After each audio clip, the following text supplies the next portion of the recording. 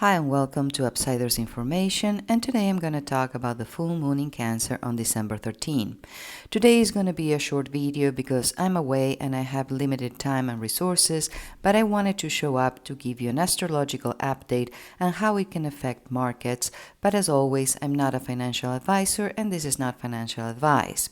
Someone asked me to simplify the concepts in my video, and I'll do my best without running the risk of dumbing them down. Full moons are when the luminaries, the sun and the moon, are opposed and are always oppositions or confrontations, completions at situations reach fullness, they reach a peak and releases, or terminations due to any of the above. Now, in the markets, they tend to be local bottoms as people are overreactive and the panic shows in price action.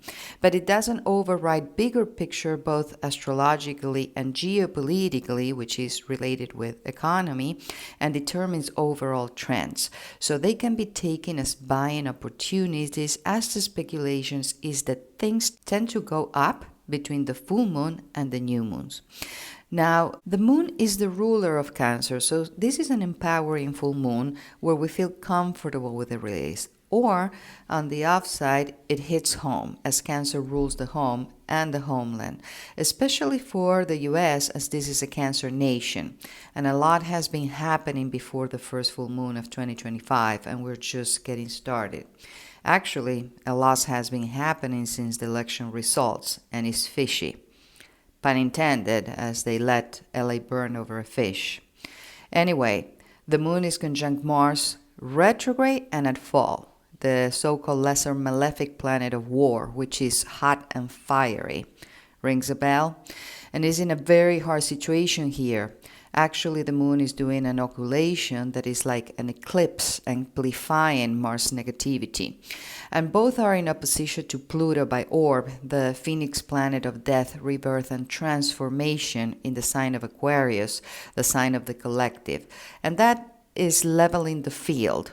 Pluto demolishes or burns everything to the ground to rebuild. Interesting that there were already plans for 15-minute cities in areas that happen to be affected, like it happened in Lahaina, Hawaii, and other parts of the world less publicized, like Acapulco.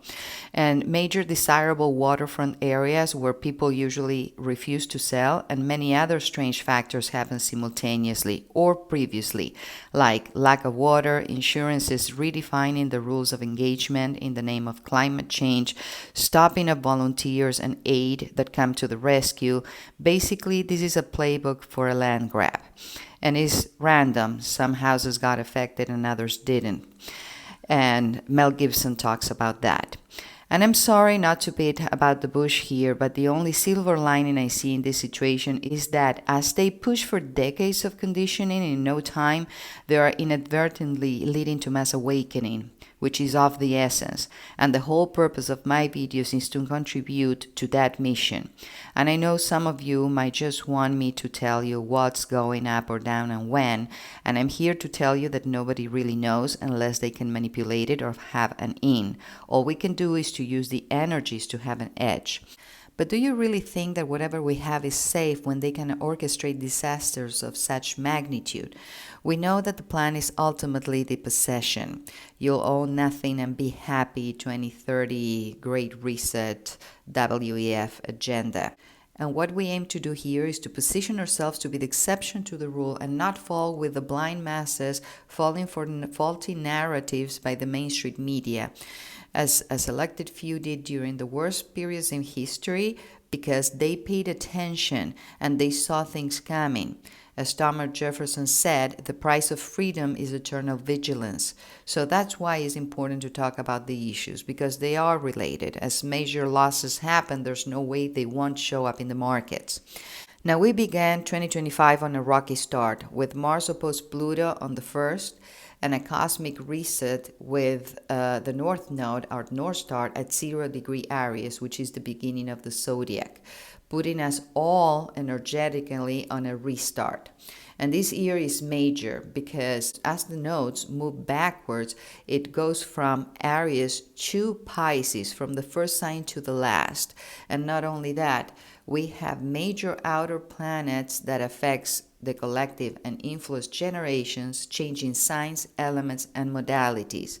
With Pluto finally in Aquarius for a couple of decades, ushering in the age of Aquarius, Saturn and Neptune shifting from foggy Pisces into action-oriented Aries by the spring, and Uranus from Taurus into Gemini by mid-year, we are going from earth and water, which is slow, to fire and air, which is fast.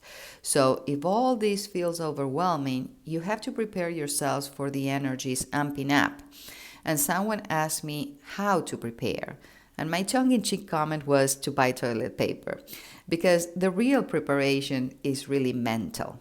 And yes, having extra supplies always comes in handy, but this is not about fear, it's about courage.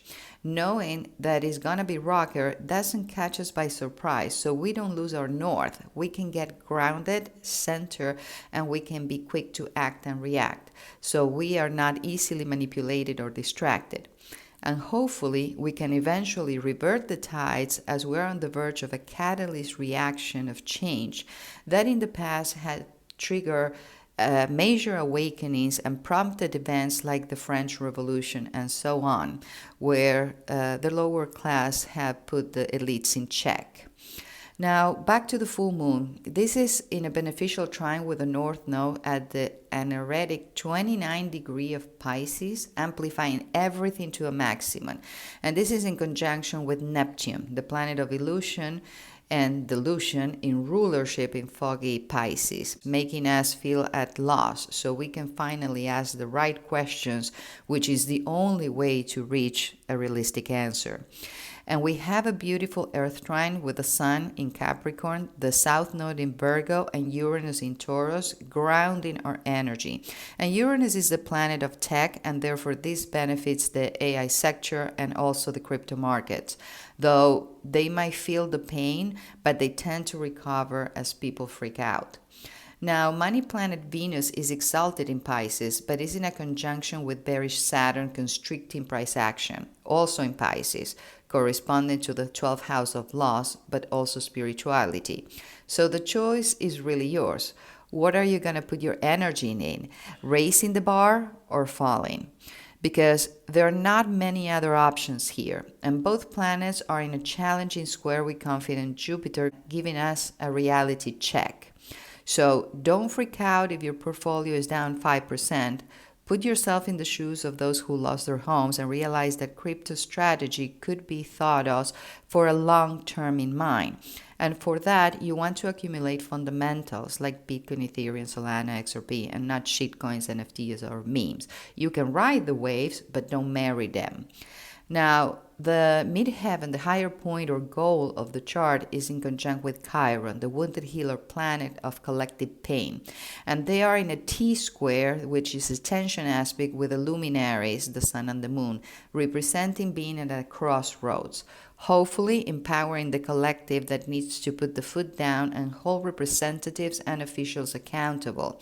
On a personal level, this can represent changing of status in respect to a job, career, a family situation, or even all of the above. Think of 2025 as New Year, New Me. The rest of the month, we have more positive aspects that I'm not going to bore you with, but with respect to Bitcoin, there's a mixed bag and more negative aspects indicated possible sideways consolidations or corrections, as everyone is waiting for an altcoin season. Though some would argue that ever since the ETFs, nothing behaves as usual, and they would have a point. So we have to watch it. But for the Bitcoin, we have a couple of months of restrictive Saturn aspects. By the next new moon, it will conjunct Bitcoin North Node, which is a positive indication, but more on that for the next video. As always, diversification is recommended, but if your diversification is all in crypto, you only have one asset class.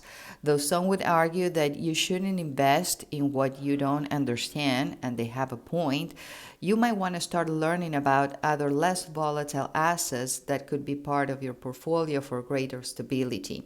I always recommend to have some metals, and some make a point in holding them physically, but it's bulky with silver, for example.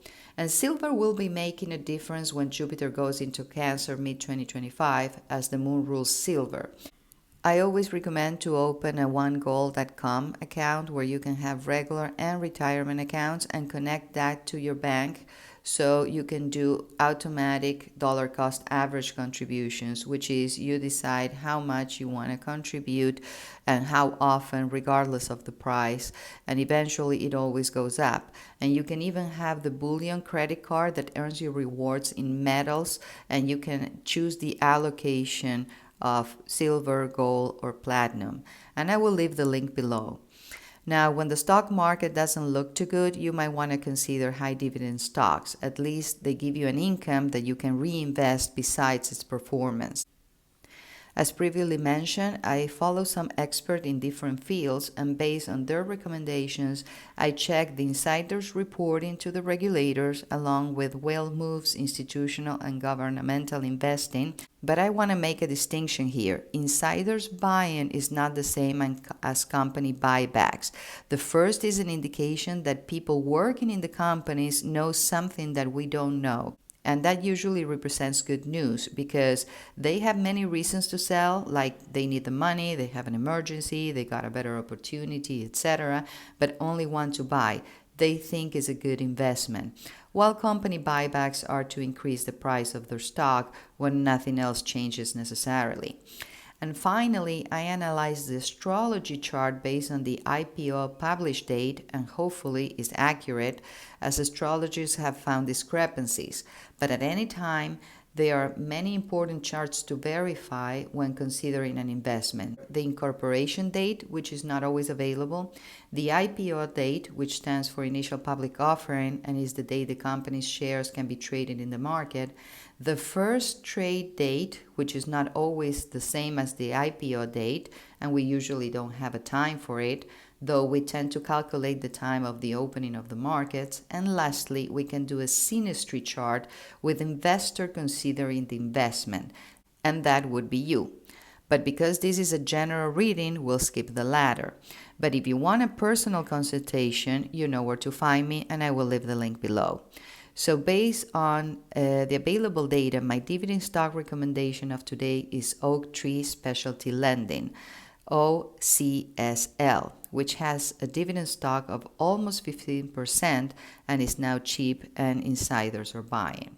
And if you want more information about insiders reporting, you can check my new moon in Sagittarius video where I go down that rabbit hole, and you don't have to listen to the full video. You can skip ahead to the desire section. And with that, I will leave you today. Please like, comment, share, and subscribe. It takes me like about a week to make these videos and just a second to like so it doesn't disappear in the maze. Thank you for returning the favor. Thank you for your time. Thank you for listening, and see you in 2 weeks for the next new moon.